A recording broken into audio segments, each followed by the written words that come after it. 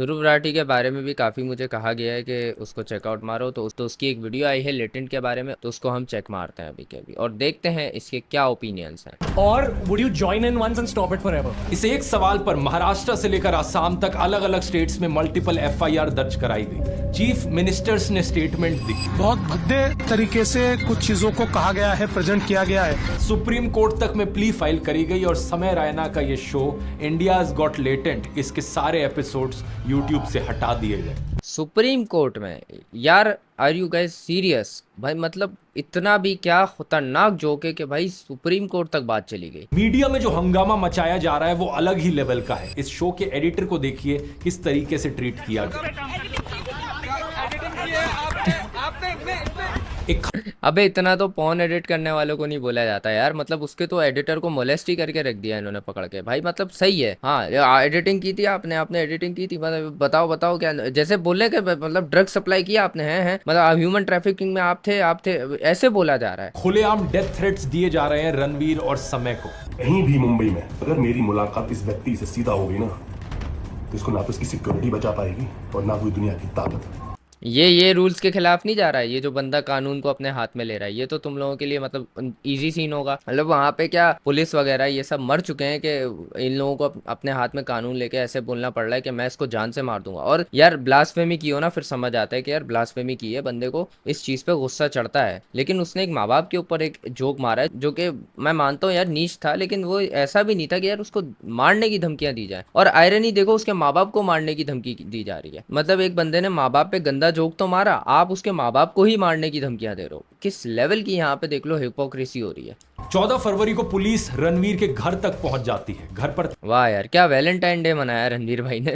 रणवीर ने एक Instagram post करके कहा कि मेरी टीम और मैं अथॉरिटीज के साथ कोऑपरेट कर रहे हैं, मैं ड्यू प्रोसेस को फॉलो करूंगा। माँ बाप को लेकर मेरा कमेंट इनसेंसिटिव और डिसरिस्पेक्टफुल था, मैं जेन्युइनली सॉरी फील कर रहा हूँ। इससे पहले भी रणवीर एक वीडियो के जरिए अपनी अपॉलॉजी। हाँ ये देखा है मैंने यार। तो और क्या चाहिए यार, बंदा लिख के सॉरी बोल चुका है, बंदा वीडियो बना के सॉरी बोल चुका है। अब आप क्या चाह रहे हो? नंगा होके आके जो सॉरी बोले वो क्या करे? मतलब ये तो यार हरेसमेंट हो रही है सीधी सीधी, अब और कुछ नहीं हो रहा। एक बंदे को हमें बुली करने का मौका मिल गया और हम उस पर सारी अपनी भड़ास निकालेंगे, जितने भी गुस्सा है हम सारा इस पे निकाल देंगे। खाने में नमक ज्यादा, बीवी को नहीं कुछ कहेंगे, रणवीर अलाहाबादियों को मारेंगे पकड़ के। पोस्ट में आगे बताते हैं कि इन्हें जान से मारने की धमकियां मिल रही हैं, लोग इनकी फैमिली को भी चोट पहुंचाना चाहते हैं। हाँ वही मैं एग्जैक्टली ये कह रहा हूँ कि मतलब उसने तो चलो माँ बाप पे सिर्फ जोक मारा है, आप तो उसके माँ बाप को मारने की बात कर रहे हो। कुछ लोग पेशेंट बनकर इनकी माँ के क्लिनिक में घुस गए। इन्होंने लिखा कि मैं बहुत डरा हुआ हूँ और नहीं जानता कि क्या करना है। इतना तो यार बंदा मतलब यहाँ पे अगर ऐसा क्राइम करते जो बहुत सीरियस हो, किसी बच्ची का रेप हो जाए, उसका कत्ल कर दिया जाए, या किसी लड़की का रेप करके कत्ल कर दिया जाए, इतना तो उसको भी लेके आउटरीच नहीं देखा मैंने कभी। मतलब हाँ यार मानते हैं उसने एक डिसरिस्पेक्ट की है, लेकिन ऐसी भी क्या कर दी कि आप उसके माँ बाप उसको मतलब हरेस कर रहे हो, उसको मारने की धमकियां दे रहे हो, उसको मतलब उसके हावी हो गए उसके ऊपर पूरा। और वो बंदा अगर आपके साथ कोऑपरेट कर रहा है तो मतलब आप ये उसको एक अपॉर्चुनिटी समझ रहे हो कि ये दब रहा है, इसको और दबाओ। लेकिन कहीं भाग नहीं रहा। समय रैना ने भी वो भाग भी नहीं रहा, वो मतलब यहाँ पे बैठा हुआ है, वो बोल रहा है मैं फेस करूंगा सब कुछ इसको लेके, लीगल इश्यूज सारे, जो कि बनते भी नहीं है लीगल इश्यूज। क्या है जो की तो है, इस पे क्या लीगल इशू बनेगा? लेकिन बात सिर्फ इन दोनों की नहीं है। महाराष्ट्र के साइबर सेल ने बताया कि उन्होंने 30 से 40 लोगों पर केस फाइल किया है। वो लोग जो इस शो के गेस्ट रहे थे फर्स्ट एपिसोड से लेकर। है यार, ये एपिसोड्स इतने महीनों से आ रहे हैं और ऐसा भी नहीं है कि ये कोई जो है ना एक अंडरग्राउंड सीन चल रहा हो। 30 40 मिलियन इस वीडियो पे व्यूज आ रहे हैं। क्या गवर्नमेंट तब नहीं देख रही थी ये चीजें? 30 40 मिलियन एक बहुत बड़ा नंबर होता है भाई। कैसे कोई नहीं देख रहा था? कैसे कोई लीगल अथॉरिटी ये चीज नहीं देख रही थी? अभी ये प्रॉब्लमेटिक लगी। मतलब यहाँ पे ना कंपटीशन चल रहा है ऑफेंड होने का। गवर्नमेंट कह रही है कि हम यहाँ पे इसके ऊपर लीगल जो है एफआईआर वगैरह डालेंगे या फिर इसको सुप्रीम कोर्ट तक लेके जाएंगे। आवाम यहाँ पे नॉर्मली आके जो है इनको गालियां दे रही है, हरास कर रही है, उनके क्लिनिक्स तक जाके उनको जो है डरा धमका रही है। और यहाँ पे जो सोशल मीडिया के लोग हैं वो आ गए फिर अपने आप को लेके कि भाई मैं तो उसका कत्ल ही कर दूंगा। मतलब हर कोई ना यहाँ पे कंपटीशन कर रहा है कि मैं कितना आउटरेजेस हूँ इस चीज को लेके। और आउटरेज होने का ना मकसद है कि उनको ना एक वैलिडेशन चाहिए कि देखो मैं कितनी माँ बाप की रिस्पेक्ट रखता हूँ। माँ बहन की गालियां देके कह रहे हैं कि मैं कितनी माँ बाप की रिस्पेक्ट रखता हूँ बहन की के देखो, मैं तो इस बंदे को जान से मार दूंगा। ये एग्जैक्टली यही वर्ड्स होते हैं, इसकी माँ की मैं इसको जान से मार दूंगा। इसने माँ बाप के बारे में उल्टी बात कैसे की? जाहिर सी बात है, ऐसे में सवाल उठता है, क्या इस तरीके का रिएक्शन ऐसी चीज के लिए जायज है? इंडियाज गॉट लेटेड बिल्कुल जायज नहीं है भाई, नाजायज है। वल्गर कॉमेडी को सपोर्ट करते हैं, उनकी तरफ से सबसे बड़ा आर्ग्यूमेंट ये रहता है कि ये जोक्स ही तो हैं, मजाक को मजाक की तरह लो। अगर कोई इन्हें कॉल आउट करता है, कहता है कि इस तरीके के जोक्स नहीं करने चाहिए, तो ये जवाब देते हैं कि इतना वो क्यों बन रहे हो। उनका या इस स्टेटमेंट से जहां तक मैं समझ पा रहा हूँ ये मतलब होगा कि ये मजाक है, इसको सीरियस मत लो, मतलब इसको अपनी लाइफ में इम्प्लीमेंट मत करो, इसको इस तरीके से परफॉर्म मत करना रियल लाइफ में। मैं इस टाइप की फिल्मों को क्रिटिसाइज करता हूँ, अरे फिल्म ही तो है, क्या फर्क पड़ता है। गाने वाले कहते हैं कि गाना ही तो है, क्या फर्क पड़ता है। कॉमेडियंस कहते हैं कि जोक्स ही तो है, क्या फर्क पड़ता है। ये चीज़ मुझे नहीं समझ आती। मतलब मैंने भी यार मैंने भी देखी है द बॉयज़, मुझे तो नहीं दिल किया मैं हवाओं में उड़ के पूरा शहर तबाह कर दूं। ये मैंने भी देखी है, एनिमल मूवी मैंने भी देखी है, मेरा तो नहीं दिल किया एक होटल में जाके जो है सबको मारता फिरूं। ये मेंटालिटी के ऊपर भी इंसान की डिपेंड करता है। और मैं भी हनी सिंह के गाने सुन चुका हूँ, मेरा तो नहीं दिल किया यार कि मैं लड़की के साथ वो सब करूँ जो हनी सिंह कह रहा है करने को, नहीं करता यार। मतलब इंसान की एक मेंटालिटी होती है, एक इंसान के कुछ स्टैंडर्ड्स होते हैं जिनको वो मेंटेन रखता है हमेशा। और अगर आप ऐसी चीज़ों को सुन के इन्फ्लुएंस हो रहे हो और अपनी रियल लाइफ में उसको इम्प्लीमेंट कर रहे हो, तो आपसे बड़ा गधा कोई नहीं है। क्योंकि कल को अगर लोग कत्ल करने को नॉर्मलाइज करेंगे तो क्या आप उसमें भी शामिल हो जाओगे? आपको उसमें कुछ गलत नहीं दिखेगा? मतलब आप एक रोबोट हो जिसके अंदर एक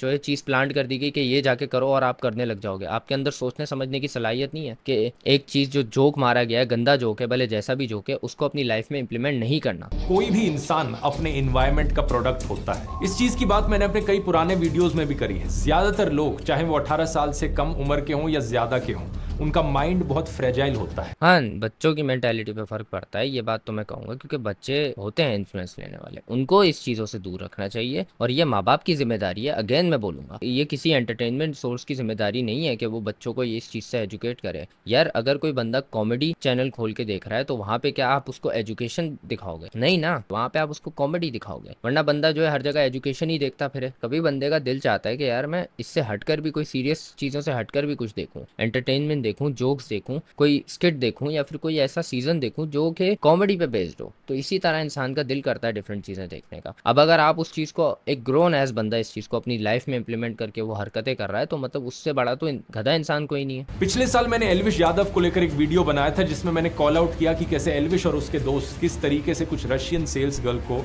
ऑब्जेक्टिफाई कर रहे थे। ये अब एक बात बताओ, ये जो एल्विश है, ये अगर इस तरह की हरकतें कर रहा है, इसने कौन सी वीडियो देखी होगी जो किसी बंदे ने नहीं देखी, जिससे ये बंदा इंस्पायर हुआ ये सब हरकतें करने के लिए? ये इंसान की फितरत होती है। ये एक ग्रोन एज बंदा है जो समझ अकल रखता है सब चीज़ें करने की, और अपने एक्शंस का जिम्मेदार ये खुद है। वो बंदा अपने माइंड में एक थॉट बना के बैठा हुआ ये कूल है, तो वो उसको कूल समझ के कर रहा है। कपिल शर्मा ने भी अपने फैमिली कॉमेडी शो पर रशियन लड़की का रेट पूछा था।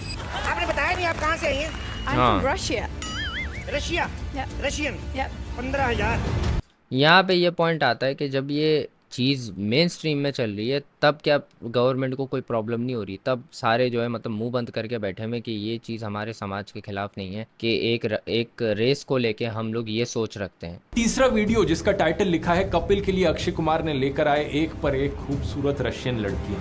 अच्छा ये लड़कियां भी तभी बाहर यार ये क्या टाइटल है यार? ये तो एक तो इंडियन मीडिया के जो यूट्यूब चैनल्स है ना, बहुत वियर्ड होते हैं भाई। मुझे पता नहीं था कि अक्षय कुमार लड़कियों का ये काम भी करते हैं। हर्ष गुजराल ने तो सारी हदें पार कर दी, इस चीज को अपना सिग्नेचर डायलॉग ही बना दिया। 6,000 में रशियन मिल जाती है। हाँ, ये मैंने बहुत सुना है। देखते ही देखते सोशल मीडिया पर इतने सारे कॉमेडी वीडियोस हो गए जिसमें 6,000 रुपए में रशियन की बात कही गई, और इसकी वजह से रियल लाइफ इंपैक्ट क्या पड़ा? इंडियन यूट्यूबर मिथिलेश बैकपैकर अपनी पत्नी के साथ उदयपुर गए थे। उनकी पत्नी लीजा रशिया से है, साथ में उनका बच्चा भी था। कुछ आदमी उन्हें फॉलो कर रहे थे और फिर पास आकर यही चीज कहते हैं, 6,000 रुपए। 6,000 INR फैमिली के साथ जा रहा हूँ। अब मुझे एक बात बताओ, ये बच्चा है, ये एक कुत्ते का बच्चा है जो इतना बड़ा हो गया है, जिसके अंदर इतनी तमीज़ नहीं है कि अगर कोई इंसान अपनी फैमिली के साथ खड़ा हुआ है, फिर वो भले किसी अंग्रेज़ लड़की के साथ खड़ा हुआ है, वो भी उसकी फैमिली हो सकती है, तो ऐसे कमेंट्स पब्लिकली पास नहीं करने चाहिए। ये इंसान के अंदर खुद एथिक्स आता है। ये कोई मोटिवेट नहीं करता है कोई कॉमेडी शो। अगर आप उससे इन्फ्लुएंस होकर ये हरकतें कर रहे हो तो आपसे बड़ा गधा कोई नहीं है। आपको खुद तमीज़ नहीं है कि किस तरह से पब्लिक में बिहेव करना चाहिए। आप ऐसी खड़े होकर कुछ भी बोल दो किसी के बारे में और फिर आप बोलो कि जी ये तो समय रैना की गलती है कि समय रैना ने मुझे ये सब बोलने पे मोटिवेट किया है। नहीं, कोई भी कॉमेडियन ये नहीं बोलता कि यार हम ये बातें बोल रहे हैं तो आप इस चीज़ को पब्लिक में नॉर्मलाइज कर दो। वो इस मकसद से कभी भी नहीं बोली जाती। वो बस एक मोमेंट के पे बोली जाती है, जो कि मोमेंट पे हंसने के लिए एक जोक होता है, ना कि उसको जो है एक इम्प्लीमेंट करने के लिए कहा जाता है इसी सोसाइटी में। ये इकलौता ऐसा इंसिडेंट नहीं था। जरा ये देखिए, जहां कोई रशियन ब्लॉगर इंडियन लोगों के साथ बात करती है। मेरे पास एक सवाल है, आप रशियन लोगों के बारे में क्या सोचते हैं?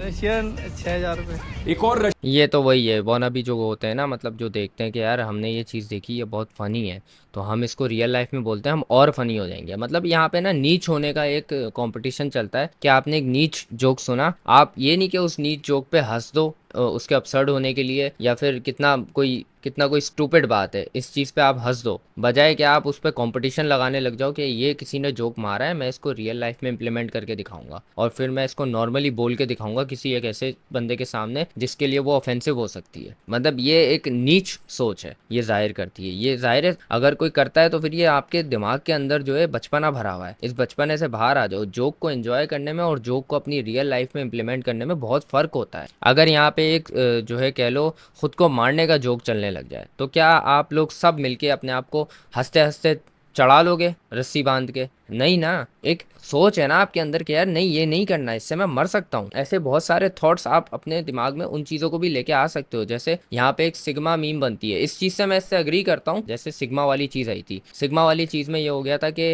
मतलब वहाँ पे ना लड़कियों को एक जो है कह लो नीच समझा जाता था, जो कि मेरे लिए तो कह लो एक टाइम पे, मुझे भी एक टाइम पे हंसी आती थी उस चीज़ पे, लेकिन वो इतनी ओवर हो गई कि फिर मैंने कहा नहीं यार, अब लोग ना इसको नॉर्मलाइज कर रहे हैं कि लड़कियों को गालियाँ देना, लड़कियों को खुलेआम बेइज्जत कर देना और उनको नीचा दिखाना कि जा रोटी पका जाके, ये मैं भी करता था। तो जब मुझे रियलाइज़ हुआ कि ये गलत है, मैंने कहा नहीं, ये नहीं करना चाहिए, क्योंकि अब आप उस जोक को इतना बार बार दोहरा रहे हो कि आपका एक स्टैंडर्ड बन जाता है कि यार मेरे लिए औरतें जो है ना वो जूती पर हैं। सिग्मा लोग ये हरकतें करते हैं कि किसी को भी जाके जो है आर वर्ड बोल देंगे खुलेआम, कोई उसका कॉन्टेक्स्ट नहीं होगा, बस उससे बात करी, लड़की ने आगे से कुछ बोला तो उसको आर वर्ड बोल दिया आगे से, या फिर बोल दिया किचन में जा तू तो खाना पका है। चलो आप अगर उसको एक डिस करने के लिए बोल रहे हो ना, तो वो फिर कई हद तक है कि आप उसको डिसरिस्पेक्ट नहीं कर रहे हैं, आप बस उसको एक जोक मार रहे हो। लेकिन कुछ लोग ना ये डिसरिस्पेक्ट करने के लिए बोलते हैं, आप जोक मारने में और डिसरिस्पेक्ट करने में और बार बार उस चीज़ को दोहराने में और उसको एक स्टैंडर्ड ही बना लेने में ना बहुत फ़र्क होता है। अगर आप इस चीज़ को स्टैंडर्ड बना रहे हो ना कि यार एक लड़की खड़ी हुई है तो इसको आर वर्ड बोलो,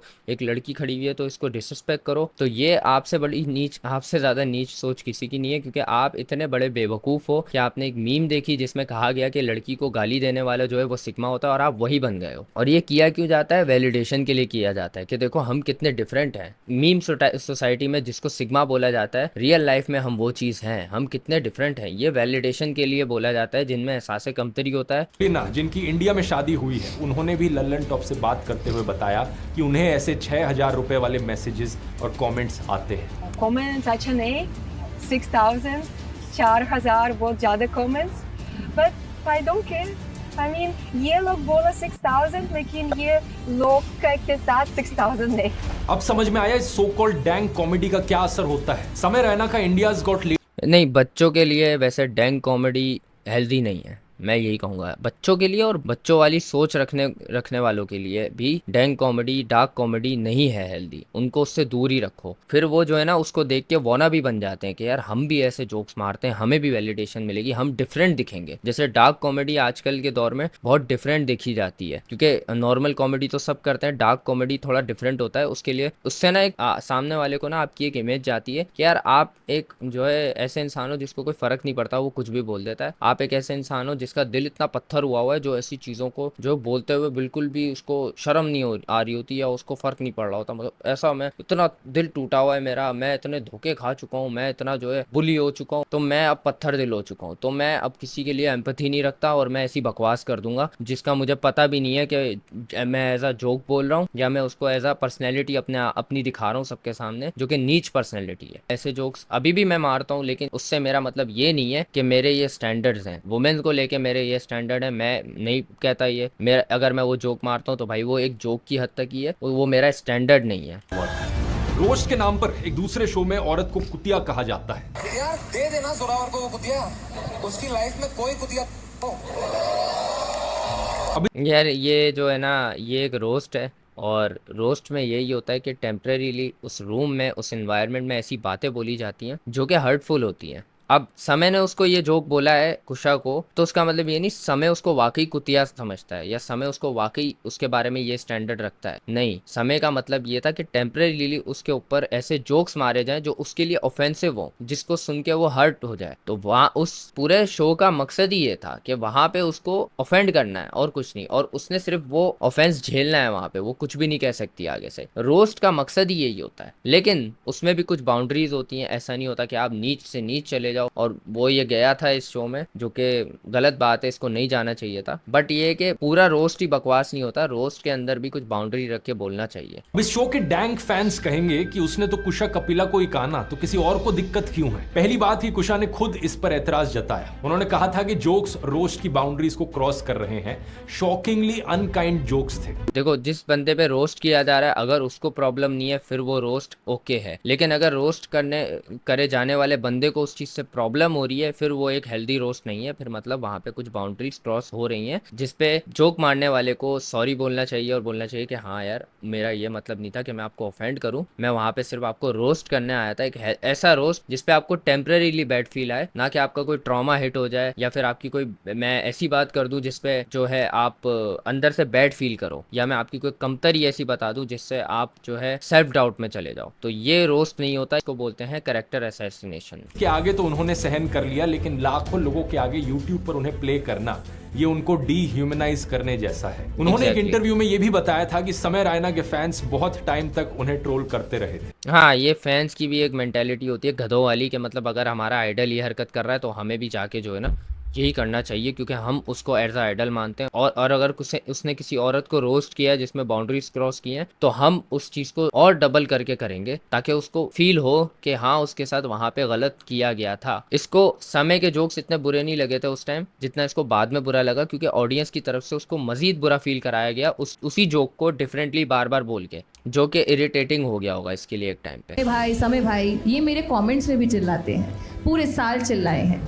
अभी इस बात का मुझे इतना फर्क नहीं पड़ता, पर जब ये आया ही आया था तो बहुत फर्क पड़ता था। ये तो सीधी सीधी बुलिंग हो गई कि मतलब आप वहां जाके समय के उसी जोक को बार बार दोहरा रहे हो कि हाय हाय ये तेरे बारे में बोला समय ने, हाय हाय तू तो ये है। वो फिर जोक नहीं हुआ, वो फिर हरासमेंट और बुलिंग हो गई जो आप कर रहे हो। औरतों के खिलाफ ऐसी भाषा का प्रयोग करना उस चीज को नॉर्मलाइज करता है। जो लोग इस कॉमेडी को देखते हैं वो बाहर असल जिंदगी में जाकर यही शब्दों का प्रयोग करते हैं औरतों के खिलाफ। नहीं, जरूरी नहीं होता कि बंदा ये कॉमेडी देखे तो ही बोले। बहुत सारे ऐसे लोग होते हैं जिनकी सोच ही नीच होती है, उनको किसी कॉमेडी की जरूरत नहीं पड़ती ये चीजें बोलने के लिए, वो वैसे ही छेड़छाड़ करते हैं। आप खुद बताओ, जब ये स्टैंड अप का दौर नहीं था, जब समय नहीं था, जब बाकी डार्क जोक्स इतना आम नहीं थे, तब क्या छेड़छाड़ नहीं होती थी औरतों के साथ? होती थी। तो जिनकी सोच ऐसी होती है उनकी सोच वैसी ही होती है, उनको किसी काइंड की मोटिवेशन की जरूरत नहीं है। हाँ, बच्चे इस चीज से जो है काफी ज्यादा गलत एजुकेट हो सकते हैं, ये बात सही है। और बच्चे फिर जब बड़े होंगे तो फिर उनकी थॉट यही रहेगी कि औरतों के बारे में, और फिर वो इसी तरह औरत को ट्रीट करेंगे, जो कि गलत बात होगी। किसी के मोटापे का, किसी की कम हाइट का, किसी के काले रंग का, किसी की गरीबी का,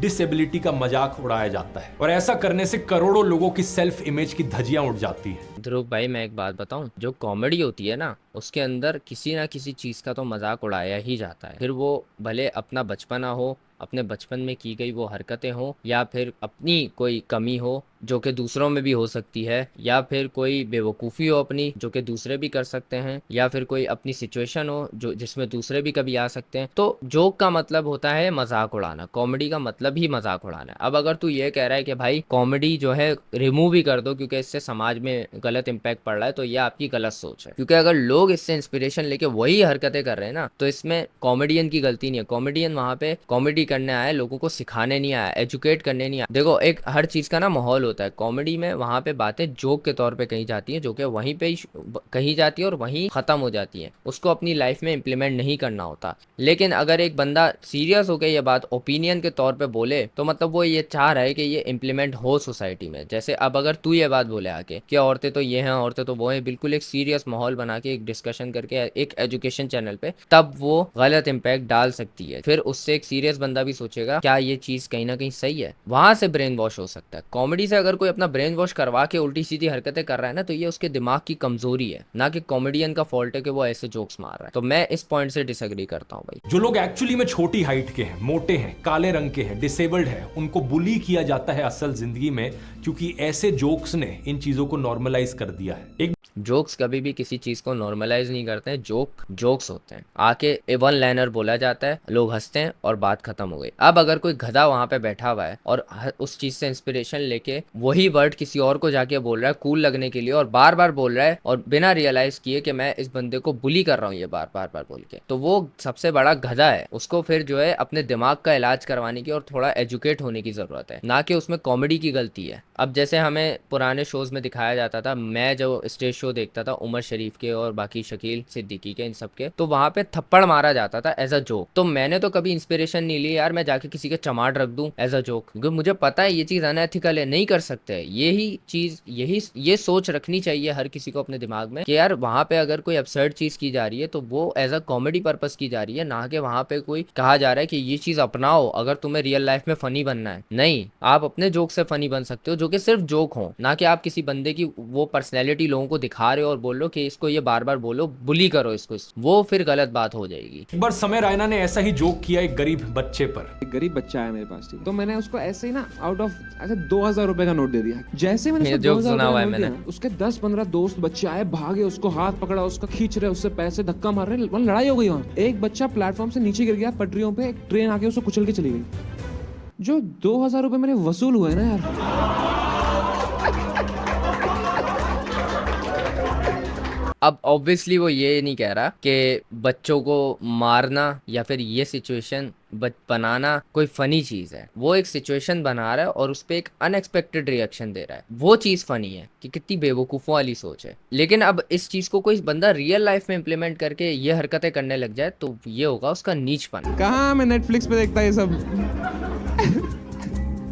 जस्ट जोक है ये, ठीक है, मैं गरीबों को पैसे नहीं देता हूँ। मतलब यहाँ पे भी एक लाइन बोली गई है कि इट्स जस्ट अ जोक, फिर एक और अनएक्सपेक्टेड लाइन जोक मारा गया कि मैं गरीबों को पैसे नहीं देता हूँ। लेकिन ये यहाँ पे सीरियस लाइन बोली गई है, इट्स जस्ट अ जोक। ये हुआ नहीं है, ये मैंने सिचुएशन अपने दिमाग में बनाई है। ये बड़ी ही अनफॉर्चुनेट चीज है कि आज के दिन सोशल मीडिया पर ढेर सारे लोग ऐसे ही चीप शॉर्टकट्स अपनाने की कोशिश कर रहे हैं, फेम पाने के लिए, पैसे कमाने के लिए। मसला यहाँ पे आ जाता है आवाम की सोच का। अगर तुम लोग ये सोच रखो ना कि वहां पे जो चीज कही जा रही है वो सिर्फ एज अ जोक कही जा रही है, ना कि ये कहा जा रहा है कि ये चीजें करना नॉर्मल करो। शो पर आते ही इन्होंने अपना डैंक ह्यूमर दिखाया। जब ये इंडियाज गॉट लेटेंट में बैठी थी तो मम्मी कैसी हैं, पापा कैसे हैं वाले घटिया जोक्स पर तालियां बजाई जा रही। मैं ना यहाँ पे यार इस चीज बात से डिसएग्री करता हूँ कि यार ये मम्मी कैसी है वाला जोक नीच है। जब मैंने ये जोक पहली बार सुना या तुम लोगों ने ये पहली बार सुना, क्या तुम लोगों के दिमाग में ये आया कि यार ये बात जो है ना मैं जाके हर किसी को बोलता हूँ फनी हो जाएगा?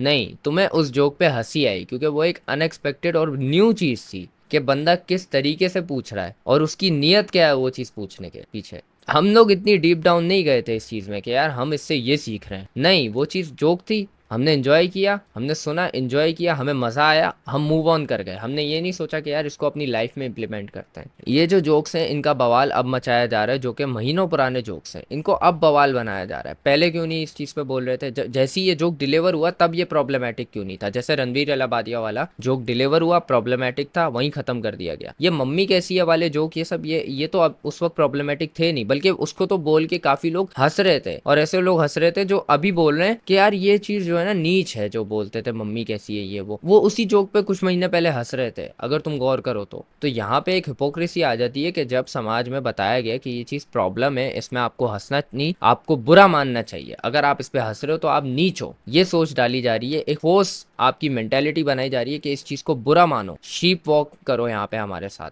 तो आप फिर बेवकूफ हो अगर आप इस चीज पे मान रहे हो कि हमें इस चीज पे बुरा मानना चाहिए। वो आपकी मम्मी को नहीं बोल रहा, वो वहां पे किसी और की मम्मी को ये बोलते हुए एक क्लेवरली उस चीज को बोल रहा है, किसी और की मम्मी को, जिसको बुरा भी नहीं लगा, क्योंकि वो भी जानता था कि यार ये जोक के तौर पे बोल रहा है, मेरी मम्मी के बारे में वो ऐसा नहीं सोचता, समझे। तो ये थोड़ा जो है ना अपना दिमाग खोलो, अगर बुरा लगने वाला जोक होगा ना वो डिलीवर होते ही बुरा लगेगा, और अगर बुरा नहीं लगने वाला जोक होगा तो वो फिर कई सालों तक बुरा नहीं लगेगा, फिर वो भले कैसा भी हो। जैसे इसने कपिल शर्मा का बताया, कपिल शर्मा को वो जोक कितने सालों पहले मारा गया होगा, और अक्षय कुमार वाला ये सब जो उसने दिखाया है ये कितने सालों पहले हुआ होगा, लेकिन ये किसी को प्रॉब्लमेटिक क्यों नहीं लगा, क्योंकि ये था ही नहीं, ये एक जोक के तौर पे बोला गया था, ना कि इम्प्लीमेंट करने के लिए बोला गया था। अब कुछ गधे अगर इस चीज को इम्प्लीमेंट करके वही हरकतें करने लग जाते हैं, या अगर मैं जोक के तौर पे यहाँ पे अपने सर पे ट्यूबलाइट फोड़ लूं, तो क्या ट्यूबलाइट फोड़ना नॉर्मल है सर पे? नहीं। 2-3 हफ्ते पहले ये राखी सावंत वाला एपिसोड मैंने अपने रिसर्चर विजेता दहिया को भेजा था। मैंने उससे पूछा कितना फनी लगा उसे, उसने कहा बिल्कुल 10 मिनट से ज्यादा टॉलरेट नहीं किया गया। मैंने हाँ, क्योंकि इसमें राखी सावंत वाकई बहुत ज्यादा ओवर हो रही थी। मैं इस पे वीडियो बनाने वाला था जब ये शो आया था, ये वाला एपिसोड आया था, मुझे भी ये काफी प्रॉब्लमेटिक लगा था, क्योंकि इसमें राखी सावंत बहुत ओवर हो रही थी, क्योंकि कॉमेडियंस थे ना वहाँ पे, उनको पता है कि उनको क्या चीजें बोलनी चाहिए क्या नहीं बोलनी चाहिए, लेकिन राखी सावंत इतनी ओवर हो रही थी कि एक लड़का जो अपने बाप के साथ आया है, उसके बाप के सामने उसकी बेइज्जती कर रही है, उसके बाप की बेइज्जती कर रही है एज अ जोक, ये गलत था। वो मुझे वहां पे उस वक्त भी प्रॉब्लमेटिक लगा था, और मैं उस पर वीडियो बनाने बैठ भी गया था, लेकिन फिर मैंने कहा यार दफा करो, हेट आनी है, लोग नहीं समझेंगे उस चीज को, या फिर समझेंगे भी तो बहुत माइनॉरिटी में शायद समझेंगे, बाद में लोग शायद इस चीज को समझें। मतलब यार जोक में भी कुछ बाउंड्रीज होती हैं, डिसरिस्पेक्ट करने में और जोक मारने में फर्क होता है, और मुझे उसी वक्त ये चीज प्रॉब्लमेटिक लगी तो मैंने फौरन पॉइंट आउट किया था। ये नहीं कि अब लोग बोल रहे हैं तो मैं बोल रहा हूँ भाई यार ये तो प्रॉब्लमेटिक है। मैं ना गुस्सा आने पर ना दोस्तों के साथ मजाक करते वक्त माँ बहन की गालियां देता हूँ, क्योंकि ये बात मुझे समझ में आती है कि इन गालियों का क्या मतलब है। सीधे तौर पर कहा जाए तो ये गालियां समाज में रेप कल्चर को नॉर्मलाइज करने का काम करती है। ठीक उसी तरीके से ध्रुव भाई यार कितनी कंजेस्टेड सोच है तुम्हारी। मतलब मैं जब देता हूँ गाली, मेरा मतलब ये नहीं होता कि मैं वो चीज परफॉर्म करना चाहता हूँ वाकई में, मैं उसको एज अ इमोशन यूज करता हूँ। लेकिन हाँ ये गलत बात है, मैं ये नहीं कह रहा गाली देना इज अ गुड थिंग, गलत बात है, गालियां नहीं देनी चाहिए, लेकिन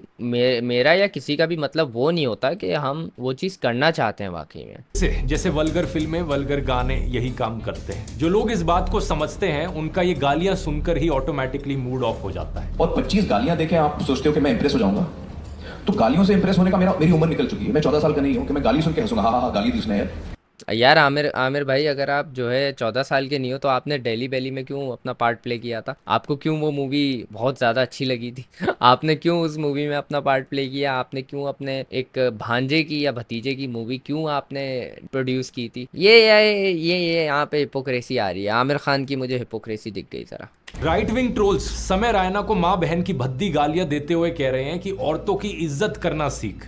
एग्जैक्टली मैं यही कह रहा था। रणवीर अलाबादिया को डेथ थ्रेट्स और गालियां देते वक्त कहा जा रहा है कि तू हमारी संस्कृति का आदर करना सीख। क्या बात है सर, क्या बात है सर, क्या बात ये अच्छा पॉइंट। इसी चीज से आपको पता चल जाना चाहिए कि समाज में गालियों को किस तरीके से देखा जाता है। गुस्से में गाली देना ठीक है, दोस्तों के बीच गाली देना ठीक है, लेकिन एक बैरियर सा बना हुआ है कि माँ बाप के आगे, टीचर्स के आगे गाली नहीं देनी, ओपनली नहीं देनी। फिर हाँ तो ये तो अच्छी बात है ना ये तो अच्छी बात है, नहीं देनी भाई, क्योंकि वहाँ पे हम उनकी रिस्पेक्ट रखते हैं, लिहाज होता है। क्लासरूम में आखिरी बेंच पर बैठा हुआ कोई लड़का मुंह नीचे करके जोर से गाली दे दे, जो सभी लोग सुन ले, तो वो लड़का हीरो बन जाता है अपनी क्लास में। बहुत ही डैंक और कूल। कोई लड़का कितना पिस ऑफ हो गया बोला इसने, बहुत ही डैंक और कूल। हनी सिंह का गाना आता है party all night, party all night, कान में दम है तो बंद करवा लो। इसे सुनकर ये रिप्रेस्ड लोग आपस में खी खी करते हुए हंसते हैं कि अरे ध्यान से सुना तूने, उसने कान नहीं बोला, उसने कुछ और बोला, हा हा हा। जब बादशाह का गाना आता है आजा बेबी, ये बहुत फ्रस्ट्रेटेड है इस चीज से, ये जब भी इस तरह से बोल रहा है आजा गाना बजा दूं, तो उनको मजा आता है कि अरे भाई वो कुछ और बजाने की बात कर रहा था, खी।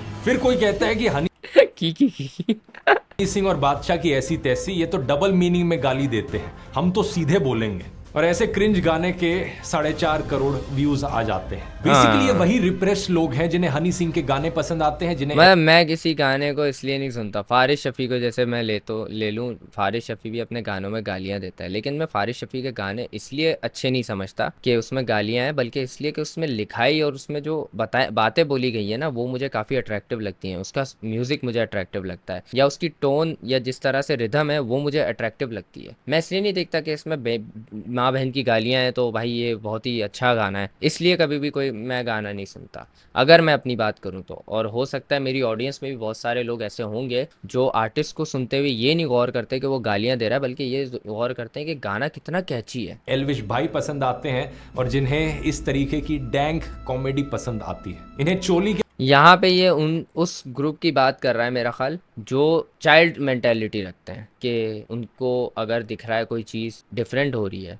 जैसे कोई किसी की बेइज्जती कर रहा है तो वो कूल है और हमें ये चीज़ करनी चाहिए, ये कूल, इससे हम कूल लगेंगे, वैलिडेशन के बुक है। तो यहाँ पे मैं ये एक स्पेसिफिक ग्रुप की बात कर रहा है जो ये हरकतें करते हैं, जिनका दिमाग 24 घंटे वल्गर ख्यालों से भरा होता है, जो सिनेमा हॉल में न्यूडिटी वाली फिल्में देखने जाते हैं। अगर आप इनसे सीरियसली बात करेंगे ऐसे मुद्दों पर तो ये ऑकवर्ड हो जाएंगे, क्योंकि जब टीनेजर्स छुप छुप कर पॉर्न के जरिए शारीरिक संबंधों के बारे में जानेंगे तो उनका नजरिया उसको लेकर खी करने वाला ही होगा। हाँ, गिल्ट और ऑकवर्डनेस से भरा। ज्यादातर स्कूलों में बायोलॉजी टीचर्स की हिम्मत तो हुई नहीं कि क्लास में खुलकर सेक्स एजुकेशन की बात करें। ऊपर से अगर कोई film I oh my God 2 जैसी, तो टीनेजर्स के लिए बनाई गई इस फिल्म को CBFC द्वारा एडल्ट रेटिंग दे दी जाती है, इसलिए दिमाग में वो रिप्रेशन बना रहता है। और इंडियाज गॉट लेटेंट वाली डैंक कॉमेडी इसी रिप्रेशन को अपीस कर रही थी। इसको अगर किया गया तो मिर्ज़ापुर और ये जो बाकी गैंग्स ऑफ वसीपुर और ऐसी बहुत सारी दिल्ली बेली तो खैर बैन हो गई थी,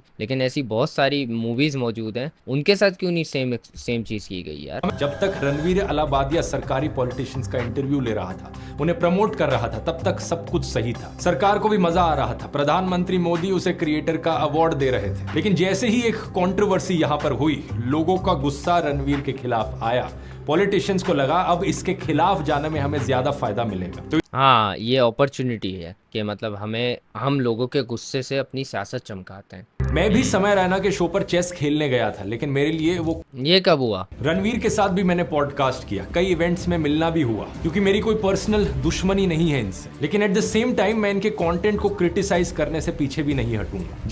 ये सही है कि मतलब आप बंदे से मिलते भी हो और आपको अगर उसमें कोई कमी दिखती है तो आप उसको पॉइंट आउट करते हो, यही होना चाहिए। मैं यहाँ पर पूछना चाहूंगा कि आखिरी बार कब इस मीडिया ने जनता के मुद्दे उठाए थे? कभी ये बिग बॉस का अपडेट दे रहे थे तो कभी IIT बाबा का प्रोग्राम चला रखा था। लेकिन जरा लुक देखिए, बहुत चेंज्ड लुक में आप बाबा नजर आ रहे हैं। उससे पहले अभिनव बाबा की तहकीकात बिठाई हुई थी। मतलब अगर इसको एज अ समराइज किया जाए मीडिया की बात को, तो यही समझो कि मीडिया उन्हीं चीज़ों को पॉइंट आउट कर रहा है जो आवाम देखना चाह रही है। आवाम नहीं देखना चाह रही कि किसके साथ नाइंसाफ़ी हुई है, किसके साथ नहीं हुई है। मीडिया या न्यूज़ चैनल्स भी एज अ एंटरटेनमेंट सोर्स ही काम कर रहे हैं आजकल, वो फिर भले कहीं के भी हो, यहाँ के भी हो। मतलब इनको अगर ये दिख रहा है कि आजकल लोग टीवी से हट के इंटरनेट की तरफ ज़्यादा जा रहे हैं, तो इन्होंने कहा कि हम इंटरनेट के ही स्टफ़ को अपनी न्यूज़ चैनल में एज अ न्यूज़ ब्रॉडकास्ट करते हैं, ताकि वहाँ की ऑडियंस इधर आके हमें देख सके, इधर आके उसके बारे में जानकारी ले सके और हमारी थोड़ी TRP बढ़ सके। ना कि हम सीरियस इशूज़ को पॉइंट आउट करेंगे, जो कि हमारा काम है एज अ मीडिया, ना कि हम लोग कोई सीरियस इशू या फिर कोई गलत अगर कहीं हुआ है उसके बारे में बात करें। उसके बारे में भी इंटरनेट वालों को ही जिम्मेदारी लेनी पड़ती है। हम लोग ही उस चीज़ को लेके मुद्दे बना के उठा रहे होते हैं कि जी ये गलत हो रहा है। हमसे न्यूज़ चैनल से पहले हम आ जाते हैं, यूट्यूबर्स आ जाते हैं कि यार ये गलत हुआ है यहाँ पे। कोई सीरियस इशू जैसे अभी PGC का इशू हुआ था, उसके बारे में न्यूज़ चैनल्स से कितना ढिंडोरा पीटा मैंने नहीं देखा, लेकिन इंटरनेट पूरा भरा पड़ा था उस चीज़ से और लोग उस चीज़ को कह रहे थे कि भाई ये गलत हुआ है, इसकी सज़ा दो। फिर जब वो इतना फटा तब जाके न्यूज़ चैनल्स ने शायद उसको कवर किया। मतलब यहाँ पे इंटरनेट पे फटती है कोई चीज़ तो उसको न्यूज़ चैनल्स कवर करते हैं, वरना न्यूज़ चैनल्स अपनी जिम्मेदारी नहीं पूरी कर रहे। ये हर जगह की बात कर रहा हूँ मैं। उन्होंने हसदेव निकोबार जंगल के ऊपर खतरे की बात करी है, कब इन्होंने आदिवासियों या दलितों के मुद्दे उठाए हैं? और ये जो है अभी लाहौर में जो फॉग फैला था, इसके बारे में भी जुनैद अकरम ने आके एक वीडियो बनाई थी और उस पे बताया था कि उस पे आके अवेयरनेस भी दी थी। यहाँ पे न्यूज़ चैनल्स कितना ये कर रहे होते हैं, यूट्यूबर्स ने वो जिम्मेदारी ली हुई है कि मतलब एनवायरनमेंट को कैसे सेफ रखना है, और ये मतलब जो बाकी जो नाइंसाफ़ी वाली बातें होती हैं इसको भी इंटरनेट बवाल मचाता है इसका, तब जाके इस पे नोटिस लिया जाता है। जाता है, वरना कोई नोटिस नहीं ले रहा। न्यूज़ चैनल्स मतलब यहाँ पे अपनी जिम्मेदारी नहीं पूरी कर रहे सही से। इवन के जब इसराइल और पैलेस्टाइन वाला मामला हुआ था ना, तब भी काफ़ी न्यूज़ चैनल्स खामोश थे। मैंने कोई ऐसी न्यूज़ फटती भी नहीं देखी कि ये हो रहा है, वो हो रहा है, ऐसे हो रहा है, वैसे हो रहा है। मैंने इंटरनेट पे बहुत देखा इस चीज़ का बवाल, और जब इंटरनेट पे ज़्यादा बवाल मचा, फिर न्यूज़ चैनल्स आए उठ के, हाँ यार अब हमें बात करनी चाहिए, क्योंकि अब ये एक ट्रेंड बन चुका है। शहादत हसन मंटो पर केस चलाए गए उनकी सोशली कॉन्शियस कहानियों की वजह से। वो शहादत नहीं, सादत। पिछले एक वीडियो में मैंने बॉयकॉट कॉल्स का भी समर्थन किया था, और अब भी करता हूँ। ये एक डेमोक्रेटिक तरीका है अपने विरोध को दर्शाने का, यानी कि लोग प्रोएक्टिवली बोले किसी चीज के खिलाफ, बॉयकॉट करने की मांग उठाए, लेकिन बैन नहीं। बॉयकॉट और बैन में बहुत बड़ा फर्क है। हाँ, यही होना चाहिए कि आपको कोई चीज़ पसंद नहीं है, आप उस चीज़ को लोगों को समझाओ कि ये चीज़ हमें ऐसे पसंद नहीं है, लोग उससे एग्री करेंगे, फिर आप उनसे कहो कि इस चीज़ को आप बॉयकॉट करो, मतलब आप लोग इसको देखना छोड़ दो। आप उसकी व्यूअरशिप इसी तरह गिरा सकते हो। मेजॉरिटी को वो चीज़ पसंद नहीं होगी तो उसकी व्यूअरशिप गिरेगी और वो खुद ही बंद हो जाएगी। ये लोग देखेंगे यार हम ये चीज़ें कर रहे हैं, उसमें व्यूज़ नहीं आ रहे, तो चलो कुछ और ट्राई करते हैं। इस तरीके से ये आप इस पे सुधार ला सकते हो, अगर मेजॉरिटी ये समझती है कि ये गलत है। वरना आप देखो कोई मसला नहीं है, एंजॉय करो, लेकिन ये कि बैन नहीं करो। किसी भी चीज़ को बैन करते हो तो उसको लेके एक अग्रेशन बढ़ जाता है कि यार मतलब हम तो ये अब करेंगे। इस चीज़ में बैन है ना, हम इसकी कोई और इसका लूप होल ढूंढेंगे और उस लूप होल के जरिए हम उस चीज़ को परफॉर्म करेंगे और फिर हम ये करके दिखाएंगे। तो आप ना लोगों में एक फ्रस्ट्रेशन मत डालो बैन करके, आप ना उसको बॉयकॉट करो ताकि उसको कोई लूप होल के भी जरिए ना करें, क्योंकि फिर उसको एक आइडिया हो जाएगा यार ये चीज़ नहीं चलनी है, मैं कुछ और ट्राई करता हूँ। तो इस चीज़ को ख़त्म इस तरह किया जा सकता है, जिस चीज़ को आप लोग पसंद नहीं करते हो कि उसको सिंपली बॉयकॉट कर दो। किसी को कॉल आउट करने का मतलब ये नहीं होता कि आप उन्हें गंदी गालियां देने लग जाओ, डेथ थ्रेट्स देने लग जाओ। यही चीज़ बहुत से लोग आज कर रहे हैं। रणवीर और समय के खिलाफ उन्हें फांसी चढ़ाने की बात करता है। मतलब उनको क्रिटिसिज्म का मतलब नहीं पता, क्रिटिसिज्म और उनको हेट देने का मतलब नहीं, मतलब डिफरेंस नहीं पता। आप किसी के ऊपर कंस्ट्रक्टिव क्रिटिसिज्म दे के बता रहे हो कि यार हमें ये इस वजह से नहीं पसंद है और ये इस वजह से नीच है, बल्कि आप नीच होके बता रहे हो कि ये चीज़ नीच है, उससे भी नीच होके। तत्काल इसका मुंबई सरकार एनकाउंटर करे। ऐसे अपराधी और देशद्रोही आतंकवादी मानसिकता के व्यक्ति को भारत देश के अंदर रहने का कोई भी अधिकार नहीं है। ये जब सही में कोई बंदा क्राइम करता है, ये लोग कहाँ मरवाने गए हुए होते हैं। इस तरह से आके तो कोई भी वीडियो नहीं बनाता। मैंने तो कभी नहीं देखा कि किसी रेपिस्ट के बारे में इस तरह से बोला जा रहा हो। सबको फुटेज खानी है, सबको व्यूज़ चाहिए, तो सब आके जो है इस तरह से आउटरीचेस बात कर रहे हैं, क्योंकि अभी ऑडियंस वही सुनना चाहती है, मेजॉरिटी लोग वही सुनना चाहते हैं। तो लोग उनसे व्यूज़ ले रहे हैं, उनकी नज़र में वैलिडेशन पाने के लिए ये बातें बोल रहे हैं। और ये लोग भी कहीं ना कहीं ये चीज़ें एंजॉय करते होंगे, मैं आपको बता देता हूँ। अगर ये पॉइंट आउट होकर बाहर नहीं आती, इसका बवाल नहीं बनता इस बात का, तो ये लोग कभी भी इस बारे में बात नहीं करते। सारी चीजें सीधे तौर पर गलत हैं, इन्हें रोका जाना चाहिए और स्ट्रिक्ट एक्शन होना चाहिए इनके खिलाफ। इनफैक्ट हमारी सरकार और पुलिस के लिए ये बहुत बेइज्जती वाली बात है कि क्या हो रहा है आज देश में। आखिर कितना बड़ा गुनाह किया है रणवीर और समय ने? क्या उन्हें डेथ थ्रेट्स देना, उन्हें मारने की धमकी देना उससे बड़ा गुनाह नहीं है क्या? कहा जाता है कि कानून सबके लिए बराबर होता है, लेकिन यहाँ पर सीधे तौर पर देखने को मिल रहा है कि देश में कोई रूल ऑफ लॉ नहीं है। मतलब वो लोग कानून नहीं तोड़ रहे रणवीर और समय, वो लोग बस एक कह लो अपसर्ड चीज दिखा रहे हैं, जो कि बॉयकॉट भी की जा सकती है, लेकिन उनके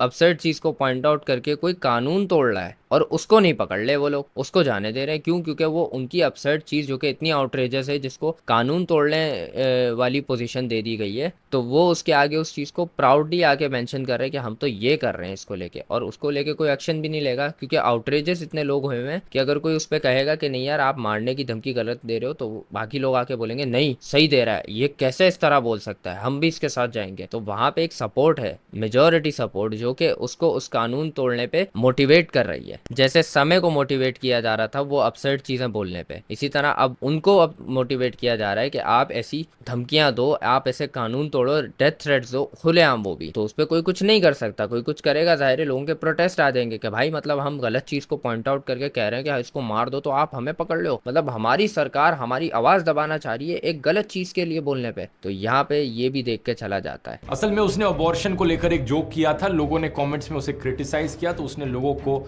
माँ की गाली दी। ये तो बचपना किया समय ने, अगर माँ बहन की गालियां दे रहा है, वो उसको क्रिटिसाइज कर रहे हैं, तू माँ बहन की गालियां दे रहा है, ये तो गलत बात है। एंड फर्स्ट पोस्ट जैसे मीडिया पोर्टल्स ने उस पर आर्टिकल लिखे, तो ये मतलब एक ना अपनी तरफ से दिखाया जा रहा है कि आई डोंट केयर वाला बिहेवियर, कि यार मैं तो माँ की तेरी है वो, तो ये गलत बात है। अब ये बचपना है समय की तरफ से, कह लो वो उस वक्त सिग्मा वाली जो मीम्स है वो उस पर हावी हुई होंगी, इसलिए उसने इस तरह का मूव किया, जो कि एल मूव है बहुत बड़ा। एक पॉडकास्ट में उसने इनका मजाक उड़ाया। आर्टिकल आ गए, ये क्विंट विंट पिंट, तो मैं उससे सीख लिया कुछ। तो मैंने ये सीखा कि भाई बोलना किसी को। लेकिन उम्मीद है कि अब समय को समझ आ गया होगा कि लेफ्ट विंग का कॉल आउट करना, आर्टिकल लिखना बेहतर है या राइट विंग के द्वारा सीधा पुलिस इनकाउंटर किए जाने की सिफारिश। मतलब वो लोग अगर कैंसिल कर रहे थे ना, तो वो लोग ये हेल्दी कैंसिल कर रहे थे इसको, समय को। वो लोग उसको पर्सनली नुकसान नहीं पहुंचा रहे थे। लेकिन राइट विंग वाले जो है ना, वो उसको पर्सनली धमकियां दे के मारने की, वो भी मतलब उसको फिजिकली नुकसान पहुंचाने के पीछे पड़े। तो ज़्यादा खतरनाक है वो। क्योंकि टैलेंट हो तो गौरव कपूर जैसे कॉमेडियंस ट्रैफिक रूल्स और रोड सेफ्टी जैसे टॉपिक पर बेहतरीन कॉमेडी कर सकते हैं। टैलेंट हो तो अभिषेक उपमन्यु जैसे comedians health anxiety, privilege, blindness, college की रट्टा, एजुकेशन जैसे टॉपिक्स पर भी कॉमेडी कर सकते हैं। यार लेकिन ये भी गालियां देते हैं यार ध्रुव भाई। कुणाल कामरा पॉलिटिकल कॉमेडी करते हैं, लेकिन उसके लिए जिगर चाहिए होता है, हिम्मत चाहिए होती है। कुणाल के खिलाफ जितनी कुणाल कामरा भी गालियां देता है कभी कभी। और वैसे गालियां तो कुणाल कामरा, अभिषेक उपमन्यु, गौरव कपूर, मनिक मेहना भी देते हैं। लेकिन फर्क ये है कि जहां कुछ लोगों की कॉमेडी में केवल गालियां होती हैं, यहाँ गालियों के अलावा कॉमेडी भी होती है। और यहाँ अब यार यहाँ पे मैं डिसएग्री करता हूँ। मतलब इसको ये लोग पसंद है तो ये इनकी गालियां भी इग्नोर कर रहा है। तो अब जरा यही मेंटेलिटी ध्रुव भाई हमारे लिए भी लगाओ कि मुझे अगर समय की कॉमेडी पसंद आ रही है तो मैं जाहिर है उसकी गालियों पे नहीं हंस रहा, मैं उसकी कॉमेडी पे हंस रहा हूँ, समझे। तो इसीलिए हम भी गालियां इग्नोर कर देते हैं जैसे आप इग्नोर कर रहे हो। और गालियाँ मतलब ये नहीं है कि गालियाँ सिर्फ कॉमेडी पर्पस के लिए दी जाती हैं। गालियाँ अनफिल्टर्ड और रिलेटेबल होने के लिए दी जाती हैं कि बंदे को ये लगे कि यार ये हमसे एज अ दोस्त वो चीज़ शेयर कर रहा है, और उसमें बंदा ज़्यादा कंफर्टेबल होके उस चीज़ पे हंस पाता है और उसको एंजॉय कर पाता है। गालियाँ देना है गलत, लेकिन वो किस वजह से दी जाती है मैं वो बता रहा हूँ आपको। वरना ज़रूरी नहीं है, गालियों के बगैर भी आप उन सिचुएशन को फ़नी बना के कॉमेडी कर सकते हो। जैसे बस्सी है, बस्सी की इसने मेंशन नहीं किया, बस्सी भी यही करता है, वो भी गालियाँ कहीं ना कहीं देता है और वो सिचुएशंस ऐसी बनाता है कि नशे वाली हो गई या हॉस्टल लाइफ हो गई या फिर यूपीएससी वगैरह वाली, उसकी मैंने स्टैंड अप्स देखी है, बहुत अच्छी हैं। वहाँ पे भी गालियाँ हैं, लेकिन मैं गालियों से ज़्यादा गालियों में भी कभी कभी हंसी आ रही है क्योंकि वो ऐसी सिचुएशन में दी जा रही है कि वो फनी लगती है। वरना मेरे को अगर कोई डायरेक्टली गाली देगा मैं नहीं हंसूंगा उस, बट सिचुएशन के हिसाब से जब वो डाली जाती है ना, वो कभी कभी फनी भी लगती है। लेकिन ये नहीं है कि आप ज़रूरी है कि गालियाँ ही डालो, अनफिल्टर्ड होने के लिए डाल दी वो चलो ठीक है, बंदा इग्नोर भी कर देता है उस चीज़ को। आप गालियों को फोकस मत रखो कॉमेडी पे, आप फोकस ये रखो कि उसको डिलीवर इस तरह करना है कि गाली गंदी भी नहीं लगे और फनी भी हो जाए कहीं ना कहीं उस सिचुएशन के हिसाब से। अब जैसे मैं एक बात बताऊं, गैंग्स ऑफ वसीपुर क्यों इतनी लोगों को अच्छी लगी, क्योंकि उसमें गैंगस्टर्स की ना रियल इमेज दिखाई गई कि वो भी इसी तरह गाली गलोच करते हैं, कि वो भी इस तरह रहते हैं। उसमें सिर्फ गाली गलोच नहीं थी, उसमें वायलेंस भी था, उसमें स्टोरी भी थी। अब वही मूवी अगर बिना गाली के डाली जाती, मेरे हिसाब से वो इतनी नहीं चलनी थी, क्योंकि वो फिर उतनी एक्यूरेट नहीं होनी थी। गालियां डालने का मतलब यही है कि उस सिचुएशन को एक्यूरेट बनाया जाए जैसे वो रियल लाइफ में होती है। गाली गलोच हो, ये होती है, ये सब होती है। गैंगस्टर तो जाहिर है, गैंगस्टर में कहाँ एथिक्स होते हैं, वो तो देते हैं दबा के गालियां, और वो फिर वायलेंस भी दबा के करते हैं। तो उसमें हर चीज अनफिल्टर्ड करके दिखाएगी कि यार इस तरह से होता है सोसाइटी में इन लोगों के साथ। और ये रिस्पॉन्सिबिलिटी सिर्फ कंटेंट क्रिएटर्स की नहीं है, बल्कि आपकी भी है एज एन ऑडियंस। आप भी अपना कंटेंट ध्यान से चुनें। आपका दिमाग कोई डस्टबिन नहीं है, अपने दिमाग की इज्जत करें।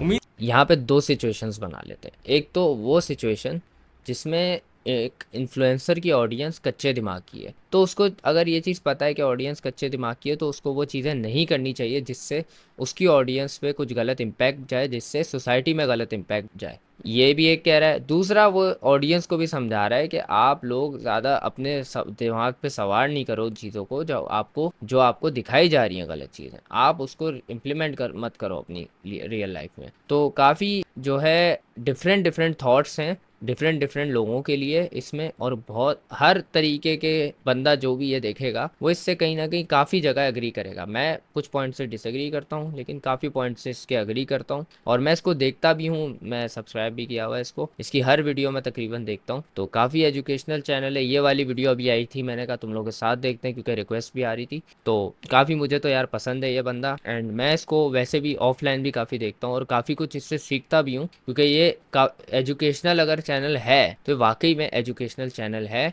काफ़ी चीज़ें इसने मुझे सिखाई हैं, नॉट इन कंटेंट वे, कह लो रियल लाइफ में इम्प्लीमेंट करने के लिए, थिंकिंग थोड़ी चेंज करने के लिए। तो ये इन्फ्लुएंशियल मेरी ज़िंदगी में काफ़ी रहा है, पॉजिटिव इन्फ्लुएंस मैंने इससे काफ़ी लिया है। और यहाँ पे भी मैंने देखभाल के इन्फ्लुएंस लिया है। अगर मैं अपनी मिसाल भी लूँ तो, अगर मैं उसी टॉपिक पे आऊँ दोबारा कि यार मैंने इसमें देखा पॉजिटिव चीज़ है तो मैंने इससे वही पॉजिटिव इन्फ्लुएंस लिया। मैं अब समय रैना को देखता हूँ, समय रैना गालियाँ दे रहा है, मैं उससे वो इन्फ्लुएंस नहीं लेता, क्योंकि वो मेरी नज़र में एक गलत चीज़ है कि यार आप बिला वजह गाली गलौज कर रहे हो। हाँ, अगर आप गालियों को ऐसे डिलीवर कर रहे हो कि वो फनी लग रही हैं कहीं ना कहीं, तो वो कहीं ना कहीं जस्टिफाइड है। लेकिन अगर आपकी गालियाँ देने से बच्चे बिगड़ लें, अगर जैसे मैं बच्चों को गैदर करूँ, अपनी ऑडियंस बनाऊँ और फिर मैं उनके सामने गाली गलौज करूँ, फिर उनको मैं ये एक पर्सोना दे रहा हूँ कि यार गाली देना जो है ना एक फ़नी चीज़ है, तो ये मैं गलत कर रहा हूँ। फिर अब मेरी ऑडियंस, मैंने तो अपने कंटेंट के हिसाब से कोई बच्चों वाली क्रिएट नहीं की हुई। पहली चीज़ तो बच्चे देखते क्यों हैं, माँ बाप नहीं देख सकते कि बच्चे देख क्या रहे हैं। मैं तो भाई अपने मतलब मेरे कजन्स वगैरह अगर देख रहे होते हैं मेरी वीडियो, मैं तो बंद करवा देता हूँ कि यार तुम लोग क्यों देख रहे हो। ये मेरी वीडियो में भी कभी कभी ऐसी गाली गलौज होती है तो मैं बंद करवा देता हूँ कि यार नहीं, तुम लोग नहीं देखा करो। जब मैं कोई ऐसी चीज़ बनाऊंगा जो कि मैं वाकई ग्लोबली सारी ऑडियंस को, बच्चे बड़े हर किस्म के लोगों को टारगेट करके बना रहा हूँ, अभी मैं उनको टारगेट नहीं कर रहा, लेकिन जब मैं बनाऊंगा तो मैं खुद दिखाऊंगा कि यार बच्चे भी देखें इस चीज़ को, सीखें इस चीज़ से। अभी मेरे टारगेट बच्चे नहीं है तो मैं अपनी एज वाले लोगों के हिसाब से कंटेंट बनाता हूँ जिसमें मैं वन ऑन वन उनसे बात कर रहा होता हूँ, मैं उनको चीज़ें समझाने की कोशिश करता हूँ और उनके तरीके से भी समझाने की कोशिश करता हूँ कि वो